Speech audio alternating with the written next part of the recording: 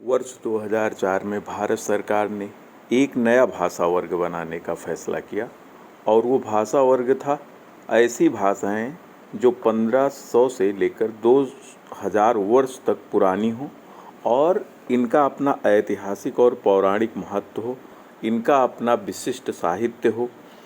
ऐसी भाषाओं को शास्त्रीय भाषा का दर्जा दिया जाने का प्रावधान किया गया।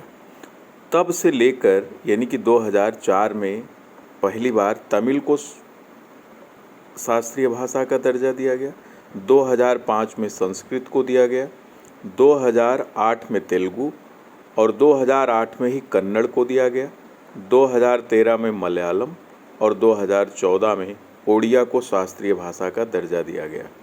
और अभी हाल ही में 3 अक्टूबर 2024 को प्रधानमंत्री की अध्यक्षता वाली कैबिनेट समिति ने 5 अन्य भाषाओं को भी शास्त्रीय भाषा का दर्जा दिया है।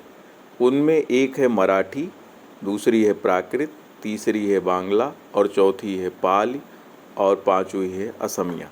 इस प्रकार कुल मिलाकर अब तक 11 भाषाओं को शास्त्रीय भाषा का दर्जा दिया गया है। ध्यान में रहे कि भारत में राजभाषा का प्रावधान तो संविधान के भाग 17 और 8वीं अनुसूची में किया गया है और अनुच्छेद है 343 से 351, लेकिन इनका उल्लेख नहीं किया गया था शास्त्रीय भाषाओं का।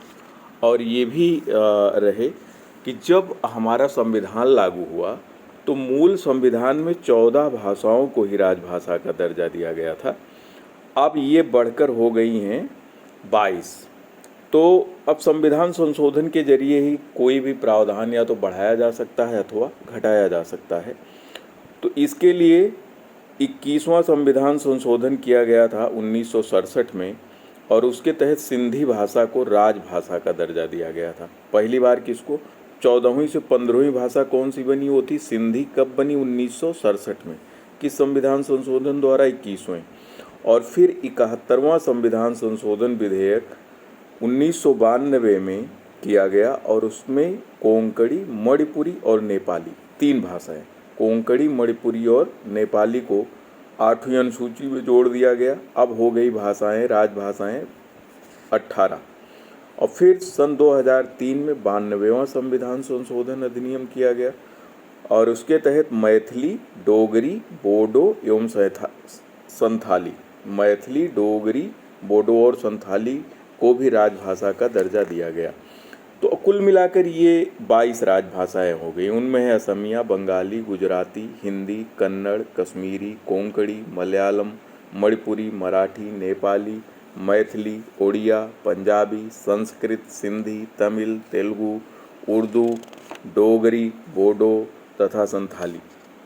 इन भाषाओं में सबसे ज़्यादा बोली जाने वाली राजभाषा है हिंदी और सबसे कम बोली जाने वाली राजभाषा जो है वो है संस्कृत। ध्यान में रहे ये संविधान में उल्लिखित किया गया कि भारत की यानी कि संघ की भाषा देवनागरी लिपि में लिखी जाने वाली होगी, लेकिन आज भी आधिकारिक रूप से जो प्रयोग की जाने वाली भाषा है वो ये अंग्रेजी है, अर्थात उसका स्वरूप अंतर्राष्ट्रीय होगा, न कि देवनागरी। ये बहुत महत्वपूर्ण मुद्दा है कि आज भी संसद की समस्त कार्यवाहियाँ की जो लिखित भाषा है वो अंग्रेजी है। न्यायालयों की सारी भाषाएं क्या हैं? उच्चतम न्यायालय व प्रत्येक उच्च न्यायालय की कार्यवाही की भाषा। केंद्र व राज्य स्तर पर सभी विधेयक, अधिनियम, अध्यादेश, आदेश, नियम, उपनियम का आधिकारिक पाठ केवल किस में हो सकता है? अंग्रेजी में हो सकता है।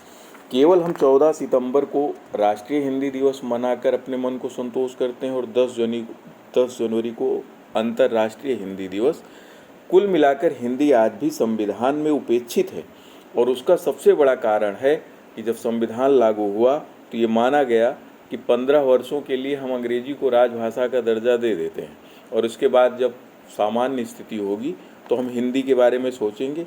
लेकिन फिर 1963 में ही ये प्रावधान कर दिया गया कि आने वाले समय के लिए, अनिश्चित काल के लिए अंग्रेजी ही भारत की क्या बनी रहेगी? राजभाषा। तो इस प्रकार हिंदी भारत की अभी भी राजभाषा नहीं बन पाई है, संघ की राजभाषा, बल्कि ये एक राजभाषा है। उस प्रकार से तो देखा जाए 22 राजभाषाएं हैं।